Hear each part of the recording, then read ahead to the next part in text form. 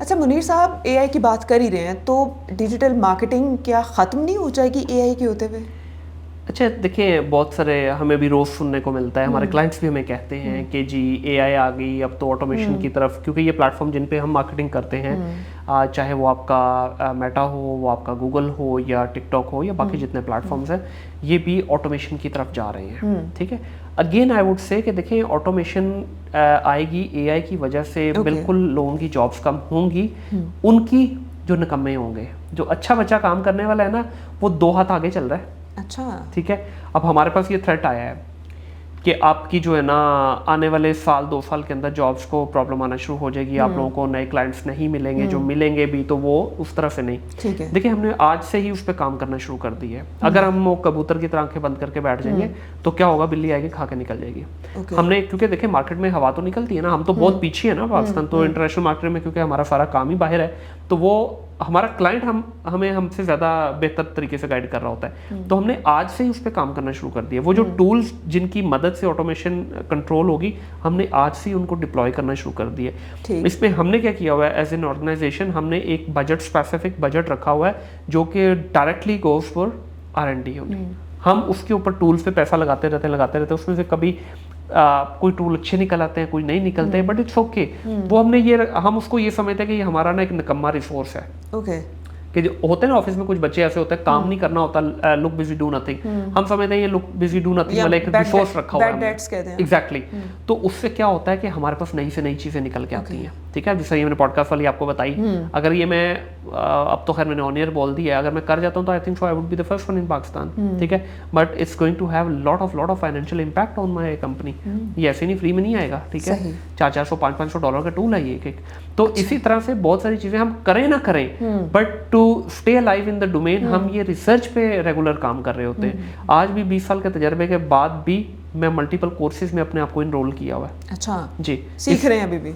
वल्ला मैं कसम खा के कह रहा हूँ कि आज भी मैं एक कोर्स में इनरोल हूँ, एक नई चीज़ सीख रहा हूँ। उम्र के इस हिस्से में भी मुझे मज़ा आ रहा है। मैं एक यंग 18-20 साल के बच्चे की तरह उसको 4-5 घंटे डेली दे रहा हूँ, और वो वाले 5 घंटे दे रहा हूँ जो मेरा अपना पर्सनल टाइम है। उसमें कुछ फैमिली को रिक्वेस्ट की, कुछ अपना मी टाइम, ऑफिस को डिस्टर्ब नहीं कर रहा, कुछ नहीं कर रहा, सेपरेट उस पर कर रहा हूँ। 3 महीने दूंगा उसको, 3 महीने में मुझे पता चल जाएगा।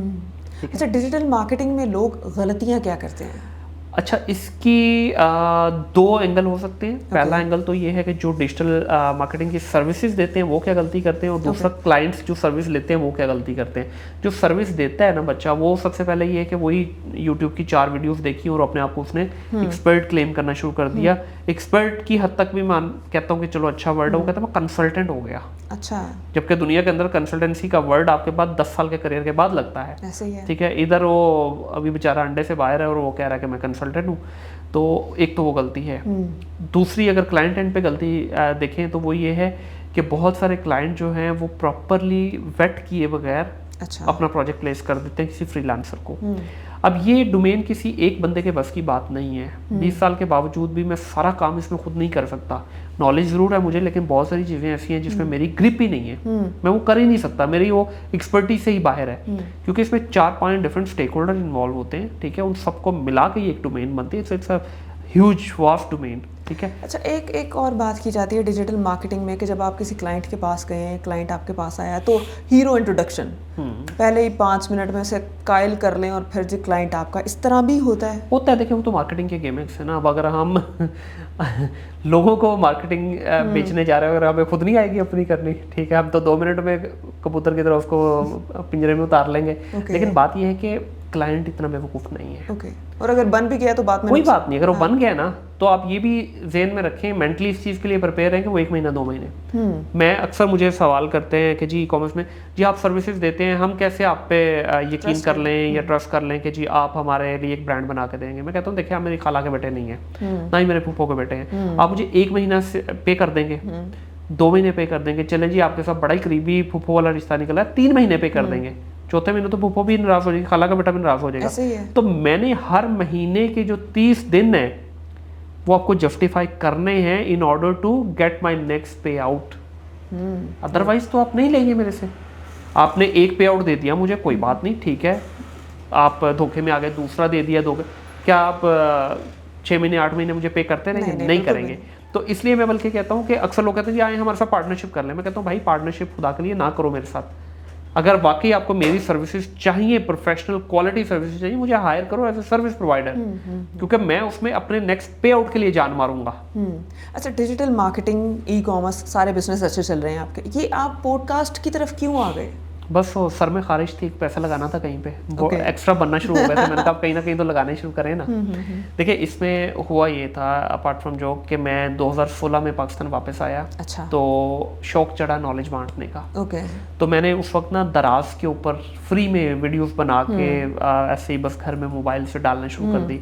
जोश आया, 4-5 वीडियोस बना दी, फिर ठंडे हो गए, फिर जोश आया, फिर बना दी, तो कंसिस्टेंसी नहीं आ रही थी। तो उन दिनों में मुझे फिर हुआ कि नहीं, कुछ ऐसा काम करना है जिसमें एक परमानेंट आपकी एक लेगेसी बने, आप एक फुटप्रिंट छोड़ सको। तो मैंने काम करना शुरू किया कि देखिए आप किस तरह का कंटेंट ऐसा मैं लूँ जिसमें मैं फंस जाऊँ। अच्छा। तो रिसर्च करना शुरू की, तो पॉडकास्ट एक नया जो है ना फॉर्मेट मेरे सामने आया। तो आई स्टिल रिमेंबर कि उस वक्त एक इंटरनेट की रिसर्च के मुताबिक कोई 10 या 11 पॉडकास्टर थे पाकिस्तान में। तो मैंने कहा कूदो भाई उसमें। अब जब कोई काम करते, मतलब हर काम इनिशियल स्टेज पे स्टार्ट किया आपने? मैं थोड़ा सा ना अनफॉर्चुनेटली फाइन लाइनर हूँ। ठीक है, फाइन लाइनर का प्रॉब्लम, ये अच्छी चीज़ तो नहीं है, बट मुझे प्रॉब्लम है हर चीज़ के ना थोड़ी ज़रा चीज़ों में घुस के उसको फाइन लाइन की तरफ जाना। तो खैर वो उस वक्त रिसर्च करके इसमें चले गए। तो शुरुआत तो इसकी इस थिंक डिजिटल पॉडकास्ट, अच्छा, नाम भी देखें थिंक डिजिटल, वही अपने डोमेन से ही मुंसलिक करके। तो प्लान ये था कि सिर्फ मैं अपनी ही डोमेन ई कॉमर्स के अंदर ही रहूँगा। जब 4 एपिसोड रिकॉर्ड हुई, मैं कहा व्हाट नेक्स्ट।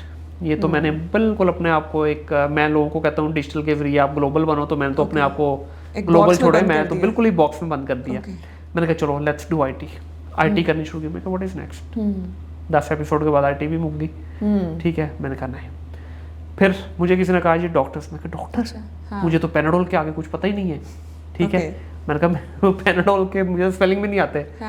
खैर दोस्त ने एक ने कहा नहीं आप करो, करते करते डॉक्टर्स ऐड किए।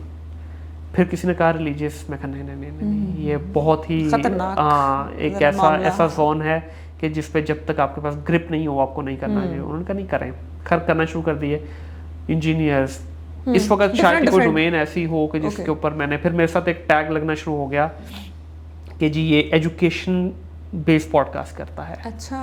फन, तफरी, मज़ा, एंटरटेनमेंट नहीं करता, इसलिए इसके इतने व्यूज नहीं आते हैं। मैं भी सोच में पड़ गया। मैं कहा या अल्लाह, काम तो मैं अच्छा कर रहा हूँ, ले तो उल्टा पड़ना शुरू हो गया। फिर कुछ दोस्तों से मशवरा हुआ, उन्होंने करना है।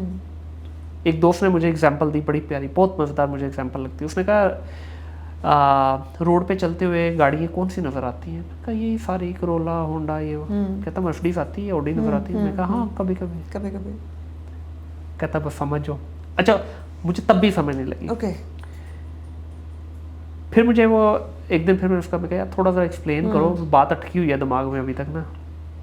कहता भाईजान जितना आपका व्यूअरशिप ज़्यादा होगी ना, उतनी आपकी प्रोडक्ट की शेल्फ लाइफ भी कम होगी। कहता न्यूज़ में एक खबर आती है, लगती है, 3 मिनट के बाद उसका आता पता नहीं है। ठीक है, 3 नहीं तो 5 मिनट, 1 घंटा पीट लेके सारे न्यूज़ चैनल मिलके भी उसको, और ज़्यादा इंपॉर्टेंट होगी 2 से 3 दिन चल जाएगी। हाँ, इसी तरह एंटरटेनमेंट की कोई भी पॉडकास्ट आती है, कोई भी एंटरटेनमेंट का क्लिप आता है, 2-4 मिनट उससे मस्ती मजाक किया, निकल गए। एजुकेशन बेस्ड जितना भी कंटेंट है, ये जैसे जैसे आपका चैनल ग्रो करता जाएगा, ये आपकी पुरानी वीडियोस भी आपके लिए एक लेगेसी का काम करती है। अच्छा, एक पॉडकास्ट जब आप कर रहे थे, गेस्ट अरेंज करने में और बाकी सब काम, टॉपिक सिलेक्ट करने में कुछ मुश्किल आता है कभी? बहुत ज़्यादा आज तक भी आती हैं। ठीक है, लोगों के नखरे, ठीक है, घर में चाहे कोई पानी का गिलास ना पिलाता हो और नखरे ऐसे होते हैं गेस्ट के कि बस क्या कहें। लेकिन एट द सेम टाइम कुछ अच्छे लोग साथ में जुड़े, जिन्होंने बहुत अच्छे लोगों से कनेक्ट करवाया।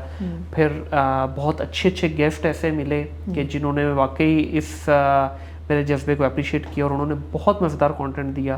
फिर अल्लाह ने उसमें खैर बरकत भी डाली। अल्हम्दुलिल्लाह अभी इस वक्त 160 के करीब मेरी पॉडकास्ट हो चुकी है। ठीक है, और सारी ही एजुकेशन बेस्ड आज तक चल रही हैं। अच्छा, अब स्टूडेंट्स के लिए एक बड़ा इंपॉर्टेंट सवाल, जब हम लोग पढ़े थे तो इतना ज़्यादा ऑनलाइन वाला वो नहीं था काम, तो होम ट्यूशन बड़ा एक लगता था कि भाई जाके कॉलेज यूनिवर्सिटी के बाद बच्चे पढ़ा लो, थोड़ी सी अर्निंग अच्छी हो जाती है। तो आजकल तो ऑनलाइन का दौर है। अब पाकिस्तान की बात की जाए तो हमें सिर्फ 2-3 चीज़ें मुश्किल से आती हैं। सबसे पहले हम सीखते हैं इंग्लिश, फिर उसके बाद कहीं थोड़ी बहुत अरेबिक कुछ करते हैं, तो स्टूडेंट्स क्या करें ऑनलाइन पढ़ा, ये इस तरह टीचिंग करें या कुछ और भी किया जा सकता है? अभी ये जो हमने भाषण 1 घंटे का दिया है ना, यही करे बस बच्चा। अच्छा। देखिए इस वक्त अगर मैं आपको गिनवाना शुरू करूँ ना, कम से कम 30 से 35 ऐसे आसान तरीके हैं जिनसे बच्चा पैसे कमा सकता है। अच्छा। आपने ट्यूशन की बात की, वही ट्यूशन वाला बेचारा जो सिर्फ मुश्किल से 2 या 3 ट्यूशन पढ़ा पाता था, क्योंकि उसको एक एरिया से दूसरे एरिया में जाने में ही 1 घंटा लग जाता था, अब वही टीचर इस वक्त ऑनलाइन पढ़ा रहा है। ठीक है, मैं अभी 2 महीने का मैंने अपनी बेटी को क्रैश कोर्स करवाया है केमिस्ट्री का लेवल का, उसने घर बैठ के पढ़ा है। अच्छा। ठीक है, मेरा भांजा नॉर्वे में बैठ के पाकिस्तान के कारी साहब से पढ़ता है। ठीक है, इसी तरह से ये चीज़ें भी बेनिफिट में आ गई है। वो गूगल मीट का यूज़ करते हैं और बैठ के आराम से पढ़ते हैं और अच्छा खासा पैसा कमाते हैं। फिर इसी तरह से और मेरे एक रिलेटिव हैं, वो दुबई में अपने बच्चे को पढ़ा रहे हैं पाकिस्तान से बैठ के, 50,000 रुपये पर सब्जेक्ट उसको दे रहे हैं पर मंथ टीचर को, घर बैठे।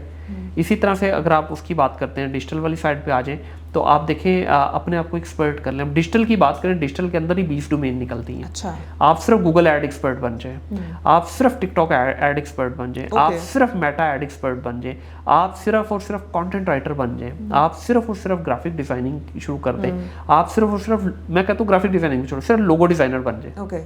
आपको कुछ नहीं हो रहा था, आप कहें जी, आपको कोई कहता है बैनर बनाए, सॉरी मैं नहीं बनाता, मैं सिर्फ लोगो बनाता हूँ। ठीक है, डोमेन्स इतनी सारी हैं कि आप देखें, प्रॉम्प्ट इंजीनियर जिस तरह मैंने कहा वो बन जाएं, स्क्रिप्ट राइटर बन जाएं। ठीक है, अब आजकल ये नया एक मार्केट में फकी बिक रही है, पॉडकास्टर जितने भी हैं उन्होंने अपने साथ स्क्रिप्ट राइटर रखे हुए हैं। अच्छा। ठीक है, हाँ, क्योंकि जाहिर है उनका बैकग्राउंड नहीं है। ठीक है, तो अब जिस आपने पूछा, मुझे मुश्किल आती शुरू में आती थी, अब तो मैं तैयारी भी नहीं करता, ऐसे बस गेस्ट का नाम पूछा, उसका 10 मिनट के अंदर बैकग्राउंड देखा और आंटी चैट जीपीटी के साथ 5 मिनट गपशप लगाई, वो मुझे सारी बता देती है जो आ रहे हैं इनका क्या। ऑनलाइन कोर्सेस का आजकल बड़ा ट्रेंड है और बहुत सारे टिकटॉकर्स भी करा रहे हैं। अब आपके पास इतना नॉलेज है, कंपनीज भी हैं, सब कुछ है, आप क्यों नहीं करा रहे? जी मैं करवाता था। अच्छा। ठीक है, मैं करवाता था और उसके बाद हाथ जोड़ के माफ़ी मांग के, ये हमारी आवाम की वजह से।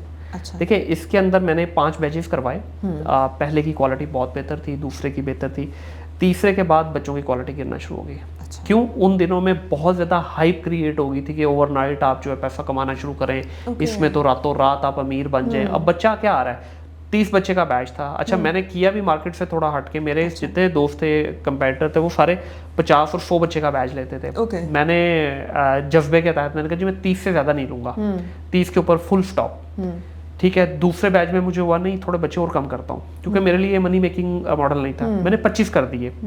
अब वो पहले 2 बैच ठीक रहे, आगे जो 25 बच्चे आए अगले तीसरे बैच में, वो 25 में से 20 बच्चों को इंटेलेक्ट लेवल इतना लो कि उनको बेसिक नॉलेज भी नहीं था। तो मैंने उन्हें कहा भाई बेटा जाके पहले फ्री में सीख के आओ कहीं से, मेरे से आके एडवांस नॉलेज लो। मैं अगर आपको, अब उसमें से 5 बच्चे ऐसे थे जो वाकई सीखना चाहते थे एडवांस लेवल का, अब मैं किसको देखूँ? उस 5 को देखूँ या उन 20 को देखूँ जो सिर्फ रातों रात अमीर होने के लिए आए हुए हैं? उसमें उनका भी कसूर नहीं था, उनका भी नहीं था, क्योंकि उन्होंने जो देखा वो आया। इवेंचुअली मैंने डिसाइड किया कि आइंदा के बाद नॉलेज बेचूंगा नहीं। सही। अच्छा, आज के एपिसोड के इख्तिताम पर हमें, मतलब ऑडियंस को, आज की जो नई जनरेशन है उसे क्या नसीहत करना चाहेंगे? बस नसीहत यही करना चाहूँगा कि स्टे फोकस्ड। ठीक है, और स्टे कंपोज्ड। ये 2 ऐसी चीज़ें हैं जो आपको दुनिया में कहीं ना कहीं लेके जरूर जाएंगी। अगर आप जुगाड़ के चक्कर में हैं तो शायद लग भी जाए, लोगों का लगता भी है।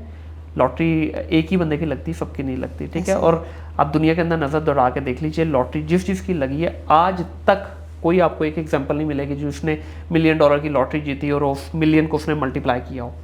ठीक है, 3 साल बाद दोबारा फकीर हो जाता है वो। तो रातों रात अगर आपका कुछ जुगाड़ लग के अमीर हो भी गए तो आप बाउंस बैक कर देंगे, गिरेंगे नीचे। बाउंस को बॉल की तरह यूज़ करना है, जिस तरह मैंने पहले कहा। लॉन्ग टर्म सीखें, लॉन्ग टर्म विजन के साथ चलें, डोमेन आपके साथ धोखा नहीं करेगी। सही। आप सब ने इस नसीहत पे गौर करना है और अमल करने की पूरी कोशिश करनी है। मुझे पूरी उम्मीद है कि मुनीर अहमद साहब के बहुत सारे जो हैं बातें, वो आपके बहुत सारे सवालों के जवाब दे चुकी होंगी। और अगर फिर भी अगर आपको कोई कन्फ्यूजन है तो आप कमेंट बॉक्स में कमेंट कर सकते हैं। हम आइंदा इन्हें फिर बुलाएंगे और आपके उन सारे सवालों के जवाब आपको लेके देंगे। आज के लिए इजाज़त दीजिए, खुदा हाफिज़।